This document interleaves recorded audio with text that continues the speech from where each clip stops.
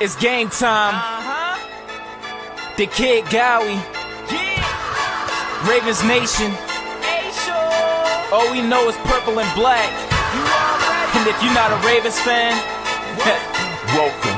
Welcome to Baltimore, Maryland, M&T Bank Stadium, where opponents don't make it out alive unless we bury them. Every team be afraid of them, especially all the quarterbacks, cause our defensive linemen won't hesitate to leave you sacked. Let's take a minute, go back to Super Bowl 35. Domination was an understatement up against the Giants. Numerous touchdowns, they put up numbers, and it didn't take a nutritionist to see they hunger. Only stat Kerry Collins could get was interceptions. He must have thought throwing to the D counted as receptions. The pass was legendary, but don't sleep on the present. Our secondary make quarterbacks avoid their direction. You tryna run the ball, you better hope your blockers work. You can juke, you can spin, but your destination's the turf.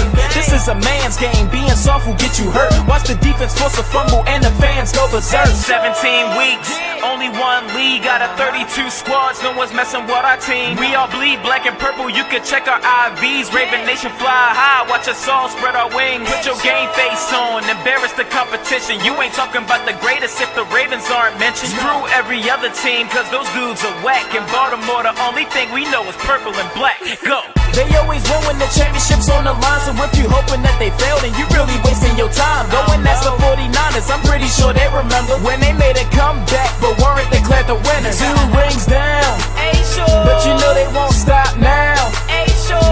If the opposing D's caught slipping, you know exactly how that goes. That's another deep connection for 6 points in the end zone. The stadium goes wacko as Ravens put in work. Pittsburgh Steelers, that still curtain is looking more like a skirt. So tell me who they say is gonna beat them Bengals? Who used to be the Browns until they relocated? Ravens, they are one of the greatest. There's simply no denying it. To beat them, bringing your A game's a requirement. With the youth of the team, I bet they still be dominant, even after the greatest linebacker's retirement. 17 weeks, only one league out of 32 squads. No one's messing with our team. We all bleed black and purple, you can check our IVs. Raven Nation fly high, watch us all spread our wings. Put your game face on, embarrass the competition. You ain't talking about the greatest if the Ravens aren't mentioned. Screw every other team, cause those dudes are whack. In Baltimore, the only thing we know is purple and black. Go!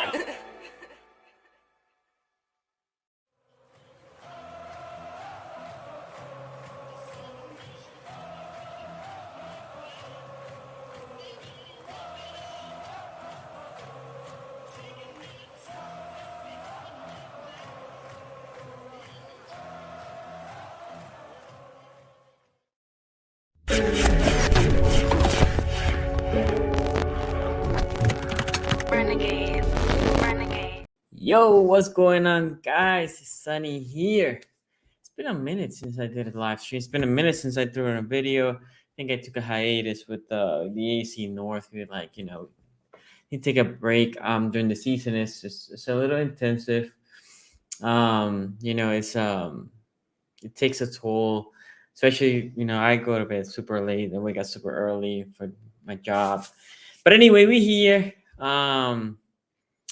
Welcome. For those of you that have never been here, welcome. For the people that are watching the replay, thank you for watching. If you give me a like, a thumbs up, and if you haven't subscribed, that would be great. Also, comments also are very, very helpful. This is what we're going to do. We have 3 topics today. We have Quentin Johnston. We're going to just give you a quick profile and how I think he might fit or not with the Ravens. Same thing with Jordan Addison. And we're going to start with Lamar Jackson. What everybody talks about. It's exhausting how much people talk about Lamar Jackson. But all I do is pray, God, can the Lamar Jackson thing be over? At this point, can just be over? I told my guys in the AFC North, I'm hoping we don't come back and the Lamar Jackson thing is still ongoing. And we're coming back this week. And it looks like it's going to be ongoing. So, shout out to Dawson. Shout out to Harold. Shout out to Devin, Mammoth Menace, and Baltimore Boys. Shout out to all of you. Let's get it right now. So, a report from ESPN, I forgot the guy, was saying that Lamar Jackson might not get the exclusive franchise tag. And now, I'm going to start with a caveat that right now, a lot of things you hear is just media people are bored out of their minds and just making shit up. It's plain and simple. People are like, okay, we already talked about the Ravens are probably gonna go exclusive tag. We already probably talk about the Ravens may extend Lamar or may not. What is it else to talk about? Oh, transition tag. Oh, the Ravens are considering it. The Ravens are considering everything because they haven't done shit, right? So everything is being considered. That's the point. Now, saying that, I'm gonna entertain the idea because, like them, there's not much news about Lamar Jackson. The only news is what this person made up, may or may not made up. I don't know. I don't have any guarantees if he made it up. But as I was thinking, what would be the benefit of a transition tag for the Ravens? And I thought about it, it's like, what would they like legit if they do it? What would they do it? Well, cannot be to get the 2 first round pick, right? That would be stupid. Like somebody asked me at work today, like, oh, if do you think they're gonna do this? And if they do that, they get a 2 first round pick. I'm like, if they do that and they get the 2 first round pick, I'm gonna fly to Baltimore. I'm gonna go to Owens Mills. I'm gonna just put a picket line there and say fire EDC. And officially EDC has made the Ravens be the new Cleveland Browns, right? If you do something as stupid as that. Now, the only reason the guy I can think of, right? The only reason I can think of here that the Ravens could potentially put a transition tag is because Lamar's staying in Baltimore. It's the only way. It's the only way. Now you say, Sonny, wait. Something does not make sense here. How the transition tag guarantees that he's going to become a Raven? Well, because again, I think it would be malpractice, pure stupidity from Eric DeCosta to allow Lamar Jackson to leave for 2 first round picks only. So the only way, and I think, I mean, I put this out there, right? I did say that the worst thing that the Ravens can do, I think this is the last video I made was the worst thing the Ravens can do is not franchise tag necessarily, is letting Lamar play under the franchise tag. Actually, yes.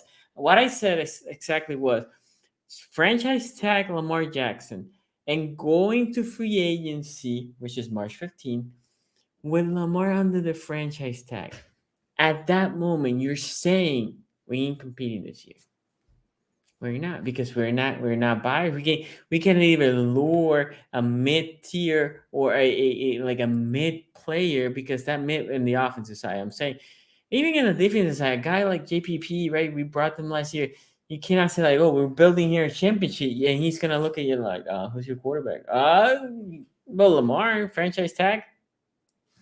Yeah, but are you trading him or keeping him? I don't know, but also I don't have cap space, right?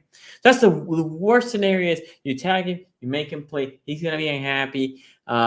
Team has no cap, there's no clear directions, so it's gonna be hard to break free agency. That is the worst scenario that the Ravens can do, right? But the second worst thing, the Eric DeCosta, and again, I've been critical of Eric DeCosta. I see some fans in the last couple months. I've been critical for him for 2 years. It's not that I hate Eric DeCosta. I think he's a good GM. It's just not great. This is always my life. He's good, not great.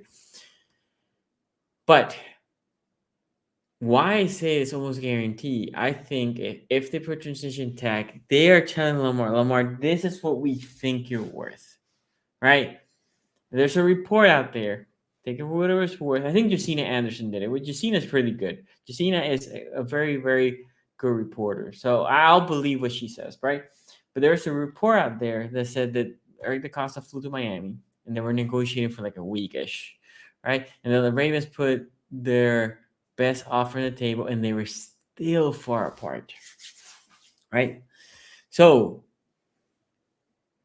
the transition tag, I say it's guaranteed because Not 2 first-round pick, because that would be stupid, but you're essentially telling Lamar, go see out there what is it, what the market is. And you're guaranteeing him no matter what, right? Essentially, you're saying if somebody offers you 200 mil guarantee, I'm gonna go and match it. If somebody offers you 225 million guarantee, I'm gonna go ahead and match it. Yeah, I think that is the only reason you go and say, I'm gonna apply the transition tag for you to say, here, Lamar, I'm gonna allow you. I'm still wanting you back. Here's my best offer. Go try to find a better offer. And if you do, we might want to match you because we love you that much. But I think this is the biggest salary we can offer you. But you might be right. You might be right, Lamar. If you're out there, somebody might be willing to offer even more, and we might just want to match it and keep you in Baltimore. It's the only reason you put a transition tag. Now that can backfire you, right? Somebody can say here, 10 years, $500 million, fully guaranteed, go. Somebody might say that. Highly doubt it. People are talking about, somebody sent me a clip of, it was ESPN Get Up, and people were like, you don't think because they were talking about transition tag, Atlanta will do it? And I'm like, yeah, Atlanta will just give up the 2 first-round pick. Not only Atlanta, the Jets, right? So the Saints right now got signed, and the Jets are looking for a QB. The Jets will give up 2 first. Of course they would. But it's not there. That's not the only thing. It's that guarantee, because the problem, look, historically, and I love Lamar. I want Lamar here. But historically, when you pay any player X amount of money guarantee, the minute that doesn't work, year 1, year 2, wherever it is, it's not only in football. In basketball, think about, for people watching the NBA, think about NBA contracts that don't work. You pay this player a max deal, and in year 2, he's good, but not what you expected to be. Max deal, like the top of the league, and now you're just paying a bunch of money to not even making the playoffs, which everybody makes the playoffs in the NBA, right? Think about baseball, non-salary cap league, right? But teams pay this ridiculous money. The players like 30-something years old, not playing well, still with a big salary, they can't compete. Football's a salary cap league, so that's another layer on top, because NBA is a salary cap, but it's very soft. So I understand why the whole guarantee thing is a sticking point for the Ravens. I also understand why Lamar wants all guarantee. I'm all for players trying to get as much as they can. But right now they're in a sticking point. Apparently they're far apart, so the transition tag allows him to say, go out there, explore, and then I will know what is that offer and I will match it, right? I said about a month ago that what the Ravens should have done, the problem is the Ravens are just basically everything is in the hour zero. What they should have done is, I'm going to apply the exclusive, right? They have been negotiating. They know the Ravens. Effing EDC knows how far apart they are, right? Lamar looks like a person that tells you it's 100. I'm making a number. It's 100. It's 250 mil. And EDC might say, well, it's 150, 250. Well, okay, I'll go up to 180. How much you gonna go down? 250. Okay, I'm gonna go to 200. How much you want? 250, right? Lamar might be just set in his number. Again, fine. This is not a critique of Lamar. But the only way that he can see if he is truly right, or EDC might be truly right, he goes out there in free agency market and see what's out there, right? But if you're gonna do that transition tag, it's because you're saying, I'm gonna keep Lamar no matter what. Whatever they're gonna give them, I'm gonna give them too, right? Now, can a team okie dokie? Yeah, because the thing is, when you match the contract, you match the contract. You know how, if I offer somebody, a player, 6 years, 300 mil, 200 mil fully guaranteed, 180 signing bonus, and then you construct how that cap hit is gonna go, right? So teams do that at signing. A team can say, the Ravens, I have all this cap. I have all this cap, plus I have flexibility to even move more money. Ravens only have 40-something mil. I'm gonna force him. I'm gonna make Lamar's cap hit be like very high that first year and then lower it as you go, which will be great, by the way. If you can do that, you take that hit the first year and then essentially you can build better the rest of the roster. And for the Ravens, you need to accept the same terms. It's not like you can say, "Well, I'll give you all the money, the same guarantees, but I'm gonna restructure it." Like, no. You have to match this contract as it's constructed. So team can always do that. So for me, the best scenario has always been if you're gonna franchise him, you have to. Like tomorrow, the Ravens need to franchise him, right? Not only franchise him, it has to be not exclusive. Again, if you put the transition tag, you're saying, I'm going to sign you no matter what, go explore what is out there and come back to me. But in my opinion, it has to be exclusive tag. And after that, right, you're going to have some teams. You need to have this already done, EDC. You have all these teams ready to trade for him. And say, Lamar, talk to those teams. And after he talks to his team, he might say, you know what, EDC, Ravens, your offer's not looking that bad. If you give me a little bit more, I'm willing to go with you. You can also say, oh, some of these teams might be just blowing him out with all guarantees and all this, but you're going to recoup not a 2 first-round picks. We're talking about a haul, quote-unquote haul. And I also sustain it, by the way, that the team that you want to trade with and you can allow them not to give you as much of a hole and they can still have draft pick, it is that Houston Texans team. Because the Houston Texans team can give you 3 first-round picks and let's say a second, and they can still have a first and a second next year, right?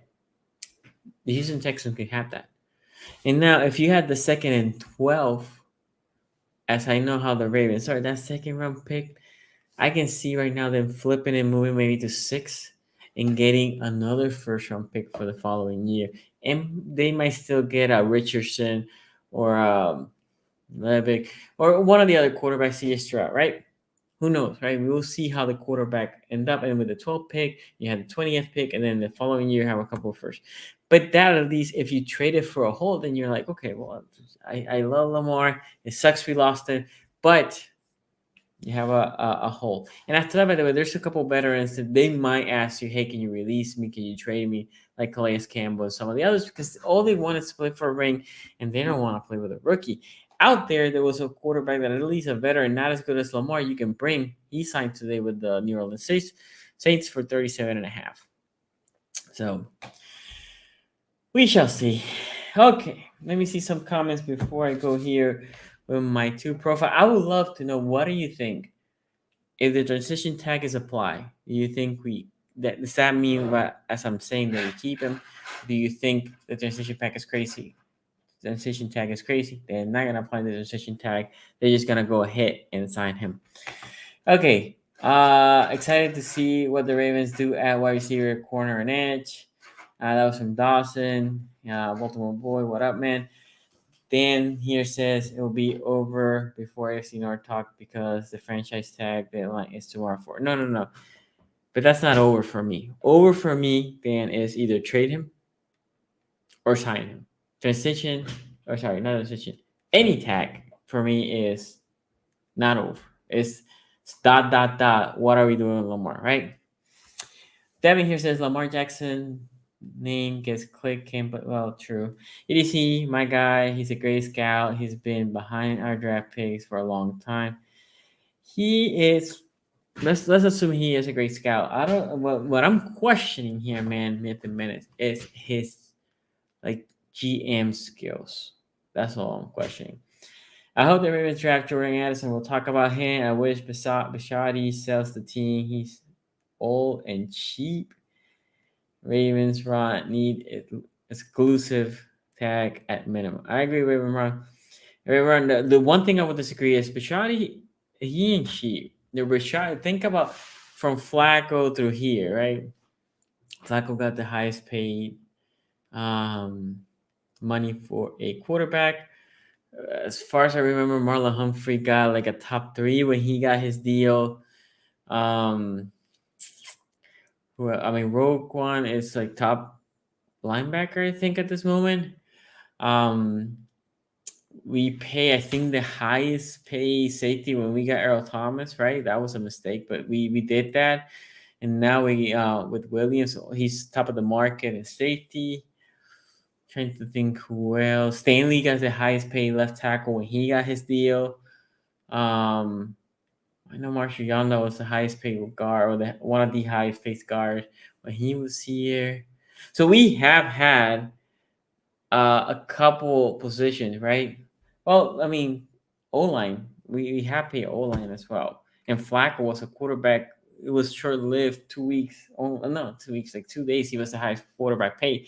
Anyway, that's not on Bashotti, by the way. The whole, we're going to pay the defense, not the offense. That is the philosophy that the GM, right? And that, to be fair, that's come from Aussie. Aussie was more like that line, and then EDC has continued it. And that was with Art, right? This is predates Bashotti from Art. I think this is the GM, right? Bashotti probably what Bashotti probably right now can probably or is more influencing is like I don't want a fully guaranteed deal, right? Like that is Bashotti. Like I don't want a fully guaranteed deal. Because I think if Lamar gets hurt, then we're done for years. Not for a year, we're done for years. Right? So the Shoddy probably is like, nah, we ain't gonna do the fully guarantee. Let's offer him 4 years out of the 6 years guarantee. We shall see. Mammoth here says, yeah, there's more to being GM than just drafting for sure. What's the viewer? Haven't seen you in a minute, bro. Shout out to you. Thank you for watching. Let's talk about some prospects here. And my hope is every 2 weeks give you a 2 draft prospects, right? I try to do in pairs. I try to watch 1 or 2 games from them. Then I go to see and I pull here their games, right? What they did during this season. So that's how I approach this. Obviously, when I do all lines, there's no games to pull. I just go straight for I see in film. Also, I glance out of the combine. I'm gonna tell you this. I used to get very hyped for the combine, and I saw it was affecting the way that I was thinking of players. So I stopped that. Like I cannot tell you. You can write it right now. You can tell me what is the time of Jordan Addison and the Quentin Johnston. I remember seeing Addison a little bit. I don't even remember seeing Johnston, but he might have been there. So this is more what I saw for game, what I saw from film, but no measurables. And that was something that I still go back and see from the combine, how tall he was, wingspan, and all that. But I don't go and see the 3-cone shuttle, the 40-yard dash. I used to get so hyped, like I said, and then looking back, this is how a guy like Perriman gets overdrafted, right? A guy that is blazing fast, but if you go back and watch him in UCF, you're like, he's not a first-round pick. He's not undraftable, but he's not a first-round pick. Okay, so I'm just saying that for now. Raven Ron here says get Lamar 200 million guarantee. Lamar probably will sign that. I mean, everyone, to be fair, if that would have signed him, they would have been close because Lamar said that last year they offered him 188 or 190 million guarantee. So we're talking 10 million guarantee. That for me is close, right? So I think Lamar probably wants more on the 2. I think, and again, rightfully so. I think Lamar's looking. Deshaun Watson money. I need that guarantee plus. That's what I'm thinking. That's Addison just because we share the same last name. There you go, man. There you go. Again, shout out to you, B more. Glad to see you here, man. Okay, Jordan Addison. The film that I saw from UFC, I did not go back and see him with Kenny Pickett in Pittsburgh. I like to put just bullet points, and then we can talk a little bit about it. If you have any comments about Jordan Addison, you can put him now on the live stream. Also, put the comments below. You can tell me how fast he was and all that. I can only assume his 40 was not as fast as other guys because as I see in film, like in college, it's typical to see a guy get wide open. It's one of the reasons I don't watch enough college football is because I feel like there's always somebody wide open. It feels like Miami Dolphins are playing against Baltimore Ravens. Remember that game? Everybody was wide open. Or any team against the Cleveland Browns. Everybody was wide open on a deep route, right? But once he catches the ball, I didn't see like a Quentin Johnston. We'll talk about him. Quentin Johnston catch the ball, and it was like this dude had like a second gear, like a legit second gear, like a go away speed. I don't necessarily think that Jordan Addison had that. What Jordan Addison had is clean releases. He was very good, very clean release, good move out of the line of scrimmage. He was shifty. He created separation. He also is a better route runner than Quentin Johnston. Again, we'll talk about him later. I don't know if he is as crisp. Like, for example, as I'm watching Jordan Addison, I'm always, as I'm watching a place, like, who is this to remind me? And he reminded me a lot of what I saw from Hollywood Brown coming out. Now, he has, coming out of college, he is a better version of Hollywood Brown and not as fast, if that makes sense. It's a clean release. He's fast, but he doesn't have like getaway speed. Good route running. I thought Hollywood Brown was a better route running coming out of Oklahoma. He's shifty. He pushes separation. And my thing is the separation that he does, I think is more on the route running side, right? Than top end speed. And again, I saw it more. He definitely looks faster without the ball than he does with the ball. With the ball, I don't know why it's like, I don't know if he's overthinking. It might have been that, right? That he's overthinking. Like, I have the ball. How can I make people miss? He's shifty. He definitely can shoot people, but I think it might be like, it might have been that he's thinking too much. He's in his head a little bit. And I don't see that punch release, or not the release, sorry, the punch speed that gets him away from people. My negatives from Addison is I saw some drops, and I'm like, how is this dropping some of these easier catches?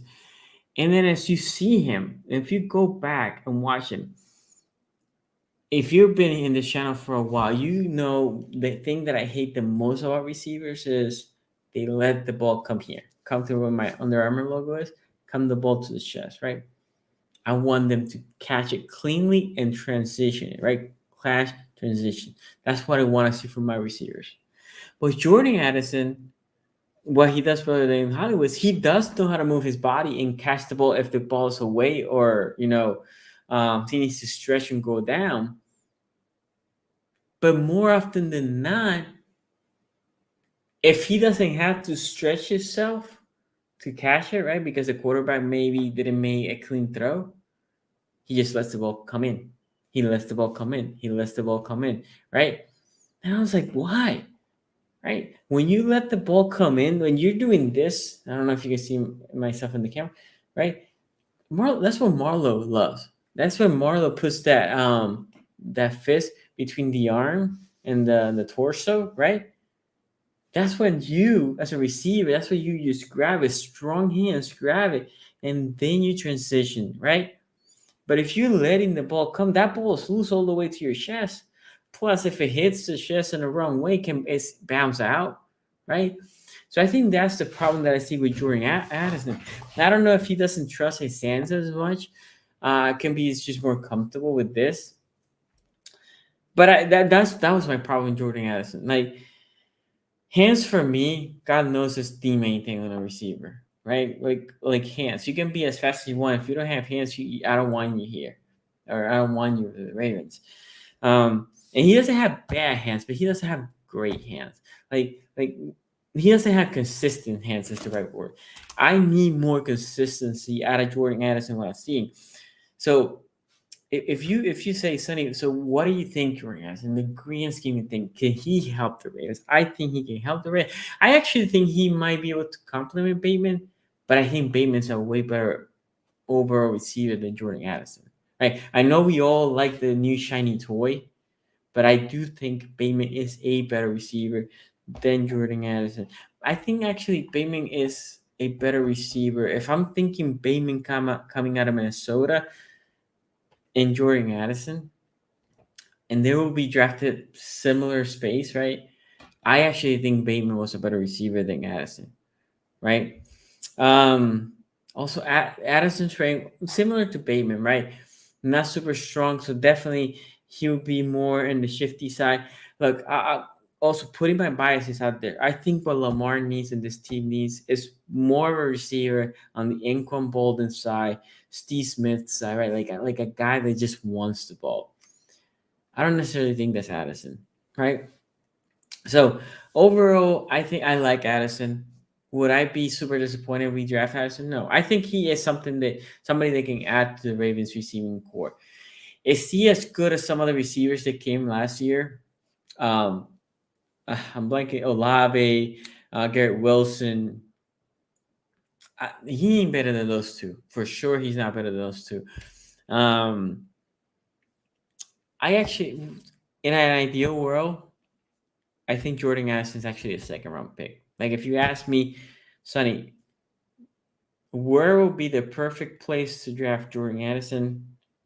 You trade back and you get him early in the second. I think that's what Jordan Addison should be. I think in the NFL, I don't think he's a true number one. I don't even know if he can be a number one his career. I think he will be a great number two, similar to what Hollywood Brown is. Sadly, I think Bateman's probably in that corner. Probably my biggest problem with Bateman is his availability, right? He's never he hasn't been healthy in 2 years.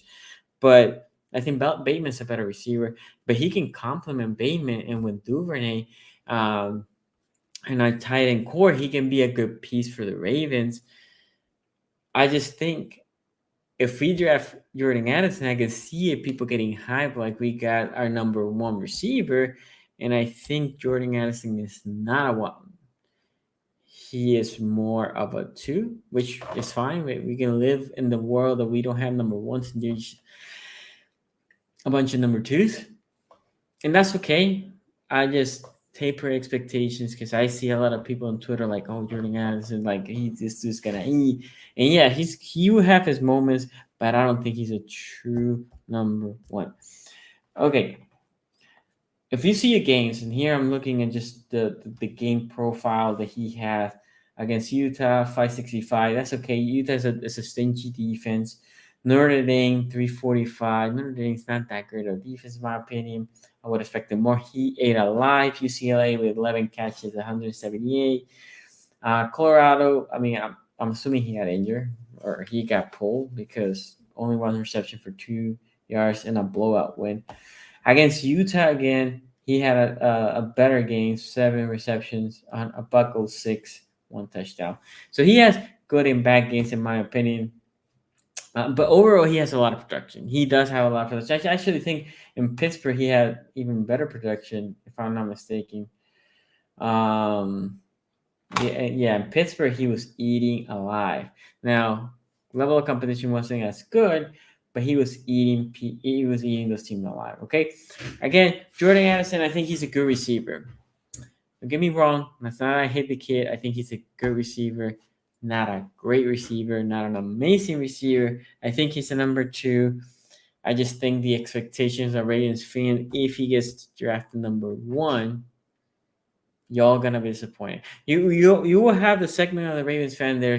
You just rah doesn't matter, right? With Hollywood Brown, for example, I criticized him when he did not so good things. I thought when he did great, I praised him, and I think he will have. If Bateman is healthy, and he will have something similar to that position that Hollywood was, right? Can maybe deep stretch the field. Between route running and the speed he has, he can definitely stretch the field. He cannot stretch it like Hollywood. Hollywood had like legit clean speed, but still a good receiver.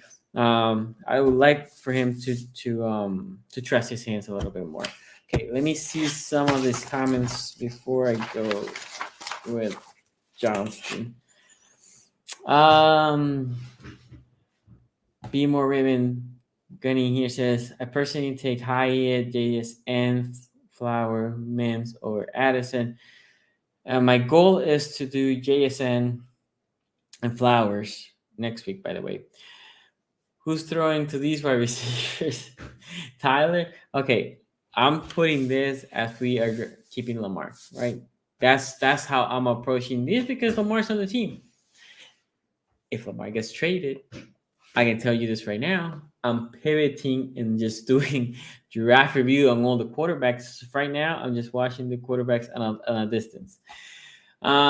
Sing here says if we trade for top early first round pick, we should get CJ Stroud or Anthony Richardson or Bryce Young. Well, yeah. I mean, Anthony Richardson, I saw a little bit about him and he was inconsistent. I will say the same thing of CJ Stroud. I mean, I'm not gonna be capping here throughout the year. I remember because Tony and the guys would tell me like, "Oh, this quarterback class is strong," and I get a lot of Ohio State games here, and I was like, I don't know. CJ Stroud does not convince me. And then I saw him against Georgia. I was like, holy crap! But before Georgia, I was like, it's like something missing with this kid. As I was watching Ohio State, but I was falling in love with Marvin Harris Jr. I was like, can I get this kid to the Ravens? Now, if we trade Lamar and we get CJ Stroud and then JSN because they have repertoire, and then give me next year Marvin Harrison Jr. and get that little offense for him, I'm all in because Marvin Harris Jr.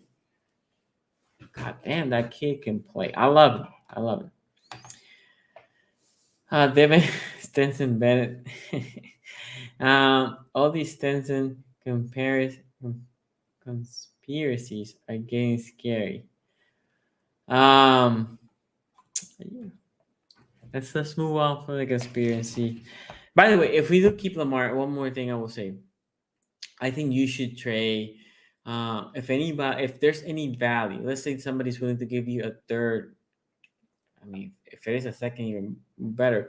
But at least a third for Snoop. You need to trade Snoop. Snoop is coming to the end of his contract. If you're keeping Lamar and you're paying him, Richardson's here for free, not for free, for cheap. Keep him, make him the backup, let him grow like Snoop did, and get a pick and use him for a position player that we need, right? Okay. Yeah, but can Stroud carry an offense on his own? I don't know if he can carry an offense on his own anymore. I think he is. I think the kid needs to grow up a little bit more into the role, but you cannot do with him what you did with Lamar, right? With no weapons. Essentially, if you trade Lamar, you had 2 first round picks this year, actually 3 first round picks. You're gonna go. Let's say you go CJ Stroud first. You're gonna try to get JSN maybe because good, repertoire between they know each other. Then you have Bateman and him. And again, I'm gonna give you JSNs next week. And then with the other pick, then you can go corner or double up receivers. I don't know. But you need to have a better core for him. The O-line in Baltimore, I think, is good enough. If Stanley's healthy, we're gonna probably see Cleveland the left guard, center, or Linderbaum, Seiler in the right guard, and the right tackle Moses. Right, your O-line is pretty solid.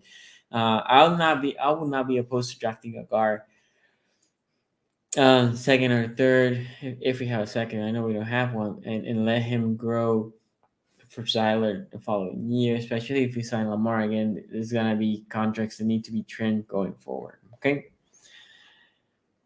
Well, he's not 8. I agree. He's not 8. He also will be way cheaper, be more. So I would like for him to keep 8, but also he will be way cheaper. You put a bunch of weapons around him. You also have the money to get other talented players.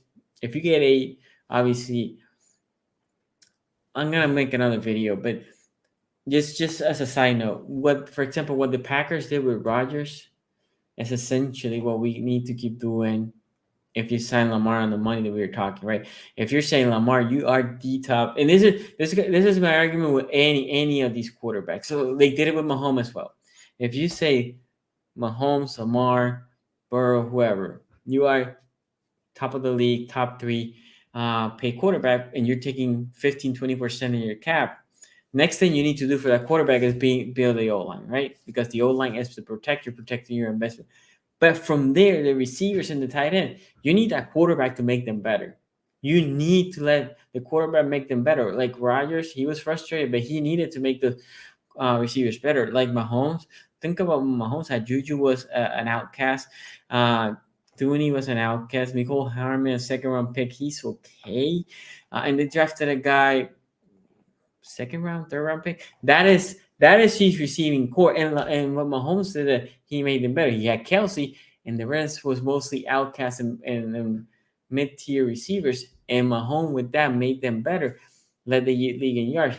And Rodgers couldn't do that. But that when you are paying that quarterback that much, you're gonna say, I'm gonna pay my O-line to protect you. That's my investment in you. All that money in my O-line protecting you, and I need to pay my defense or to have my defense be strong, because you as a quarterback cannot affect directly that defense, but you can affect those receivers. And I'm paying all this money to you. You better make that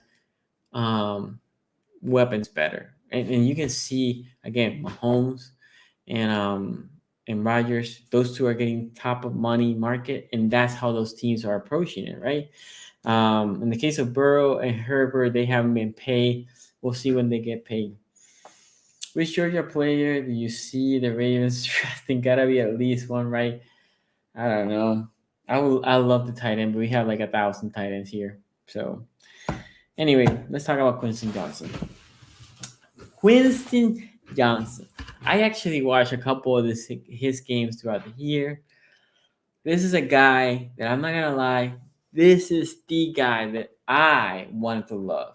If you say, Sonny, what player you came in to this process saying, I want to love this player. This player is the player I want to love. Quentin Johnston.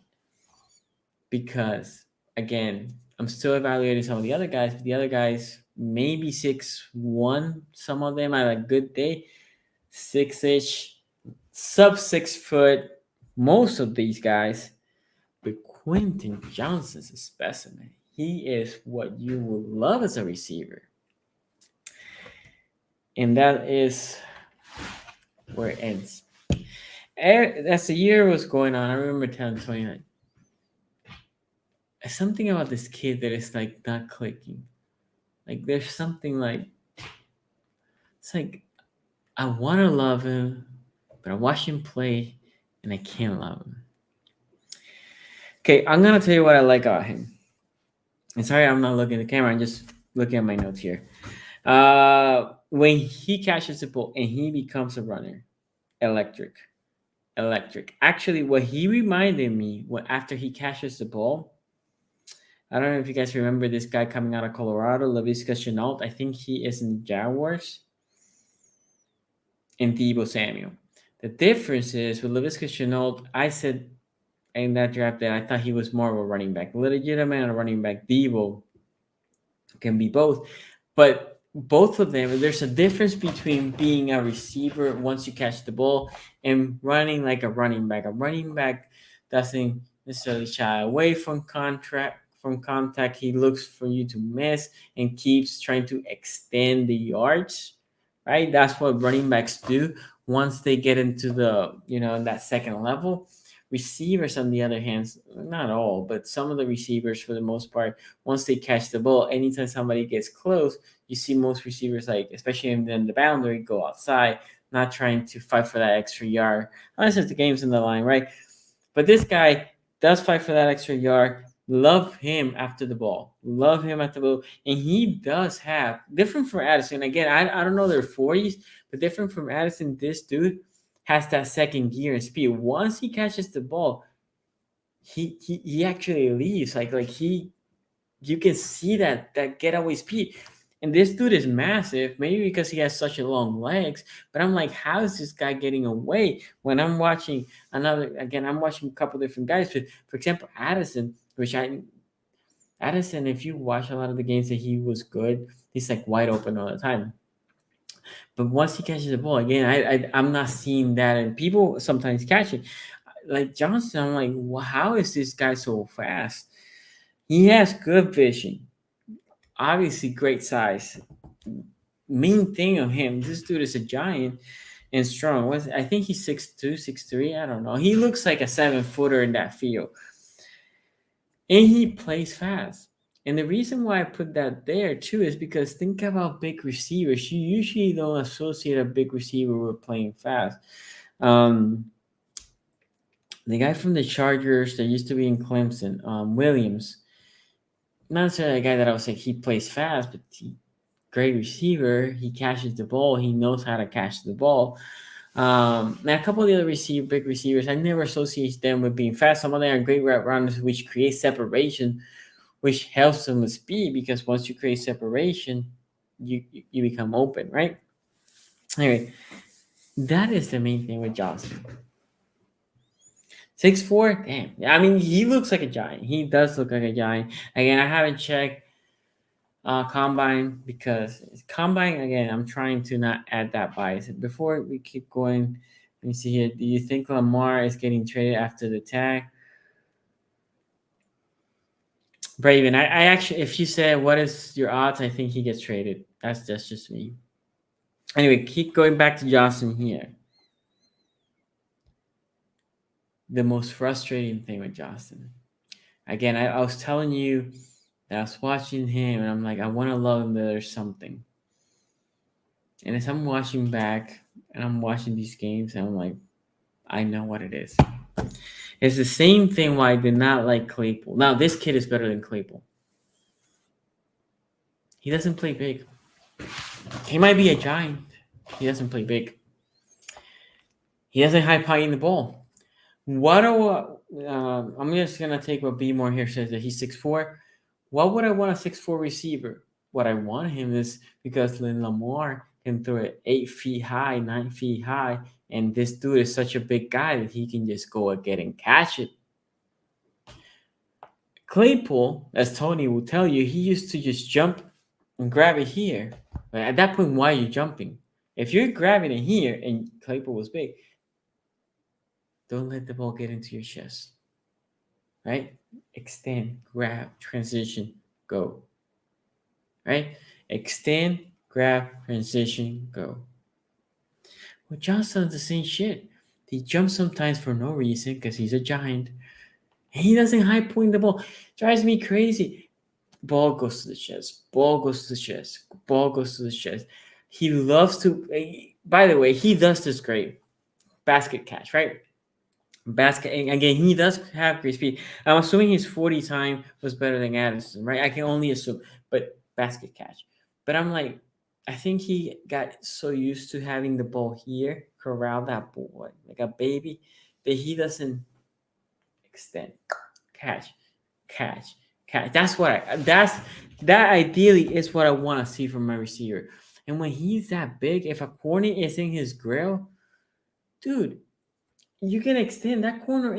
6'4", that corner's not gonna get to that ball. You extend, strong hands grab it, you catch the ball. But now a corner that can be 6 feet, if you're letting that ball go into your chest, that is when you lose against those corners. Yeah, and my comments are there. He plays small. He doesn't play. He doesn't high point the ball. No. If you think about it, he definitely plays like a small receiver because he runs like a small receiver. He is as shifty as a small receiver, which you love. You're like, how is this big dude so shifty? How is this big dude had a second gear? Has this big dude has the vision that he has? All these are the traits. You're like, I love that. This is what I want. But then you see him and you're like, yeah, but you're big for no reason. In theory, you play like somebody that should be like 6 feet. Not 6'4". I want you that if I put an out route, I can, and the receiver knew, right? It didn't bite and just took and just he's in your hip. I can tell Lamar, well, now high point that ball because this dude is so massive. He's going to catch it, tiptoe, and out. I don't know if he can do that. I don't think he can do that. Not consistently. So I think he has a lot of development to do. Sadly, because again, I would love to see him be a better receiver and to see him being a Raven. I think with Quentin Johnston, as he is right now, I would think it would be malpractice draft in the first round. I saw some mock drafts had him to Baltimore in 22nd. I actually think 22nd is a little too high. I think Claypool got drafted in the second round, and I actually think he's more of a late second. I can see him being a bust in the league. I can see him if he cleans that, if he trusts his hands a little more. I can see him being a great receiver. Like he has everything. I said Addison is probably more of a number two. And the thing with Addison is already more polished. Addison is very close to the receiver that he's gonna be. He might get here a little bit better. He might clean the route running. He might clean some of the things. There's the speed. I don't think he's gonna get any faster. So I think Addison is what it is at this point. You're basically gonna get more of a finished product. Johnston, in my opinion, seems to be a little bit more raw, but he has the physical ability. He has the speed. Like those two things are not usually together. He has the vision. He has the shiftiness, but he doesn't trust his hands. And at that point, all the size, all the size that gives you this competitive advantage. Think about how many big corners, how many good big corners are out there. They're not that many. If you go back and watch the Georgia game, Khalil Ringo, I think that's how you pronounce his name. I think he's a decent corner. I think he's third to fourth. I think where we drafted Armour Davis, that's where Khalil Ringo should be drafted. He is physical. Khalil Ringo's a big corner. He commands that presence. I think Johnston got intimidated because I think Johnston's he's dealt more with smaller receivers. And even with that, he will have great games and he disappears. And again, I think if he knew how to use his size better, like if Baltimore drafts Johnston, the first thing I do is like Calvin Johnson. And you come here and you show this kid how to play big. Right? Right? That's why you pay Calvin Johnson coming. Can you show this kid how to play big? Because if he doesn't play big, he plays like Bateman. But Bateman's 6 feet, right? Like that's what Bateman should do. And again, when he catches the ball after the catch, amazing traits. But that getting the catch, these corners are not like college. They know how to pop the ball out. They know how to bother you in the catch. If you stretch your hands and catch the ball, a guy like Marlon Humphrey cannot knock it down. And Marlon's a physical corner, but he doesn't have the wingspan that Quentin Johnston has. Okay, looking back to some game against Georgia, he was non-existent, although that team didn't show up. Against Michigan, he had a hell of a game against Michigan State. I'm sorry, not Michigan State, against Michigan. Right? Against Kansas State, another good game. A lot of big plays, right? This is the thing, because he has the speed to. He has so weird. He has the speed to be a stretch player.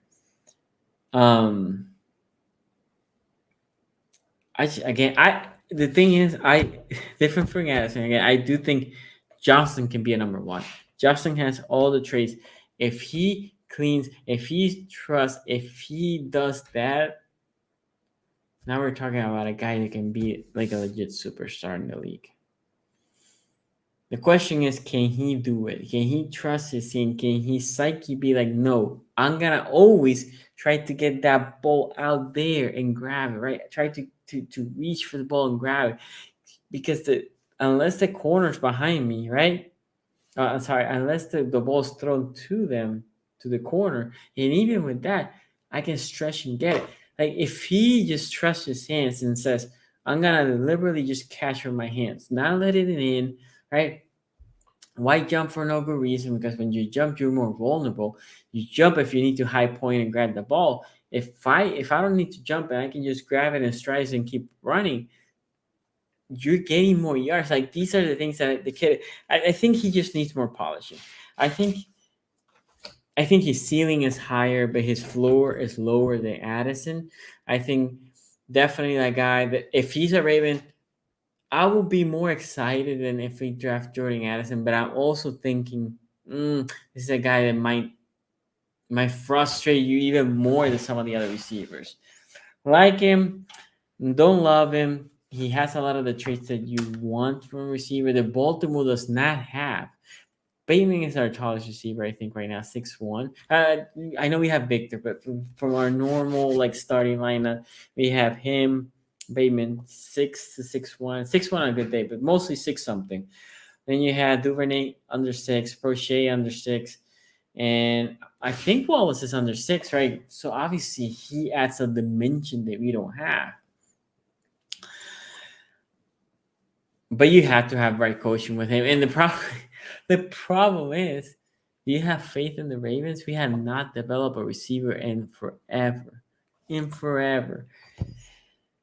So I think he can be a great player. I think he can be a superstar if he goes to the right place. I don't know if Baltimore's that right place. I would love to see him Baltimore as a developed player, but we shall see. Those are my 2 draft players. I would like to know, if you can, in the comment section, tell me what you think about Addison, what you think about Quentin Johnston. Will you draft him? Will you draft him with 22? Will you trade up for them, or will you trade down for them? Before we go, I have another comment here. I'd rather make a trade for a proven receiver, draft a later wide receiver, and pray for some sort of actual development coaching. I don't disagree. The best receivers that Baltimore has had: Anquan Bolden, Mason. T. Husband was really at the end of his career, so he was more of a meh. C. Smith was great for us too. Torrey Smith was good, and he was actually drafted. Hollywood Brown was actually, as a first round pick, you can think Hollywood Brown was actually a little bit disappointing, but he was productive. At least he was productive, way better than Perriman. So yeah, it's hard, right? So if you tell me, I don't know, trade your 3rd for a proven receiver. Right now, people are gonna get cut. This is the thing. If you have Effie Lamar signing up, you don't think you can probably convince Robbie Anderson maybe to come here, right? Now with a different offensive philosophy, and he'd be like, "Oh, you can be your stretch guy." Robbie Anderson being a veteran for not that expensive a contract. I'll take Robbie Anderson. You take Robbie Anderson. Maybe you bring D-Hop on a trade. I'll do that. And there will be more cap casualties, or just trade players that might want to just have another winning chance. But you can only do that if you have Lamar Jackson, which we don't. So next week, JSN, Stay Flowers, stay tuned. Probably on Monday, unless AFC North moves to Monday next week. This is gonna be my 2 players, JSN, Stay Flowers. Stay tuned for that. If you give me a favor, hit the thumbs up and give me the comment. Thank you for joining. I will see you next time. Peace out.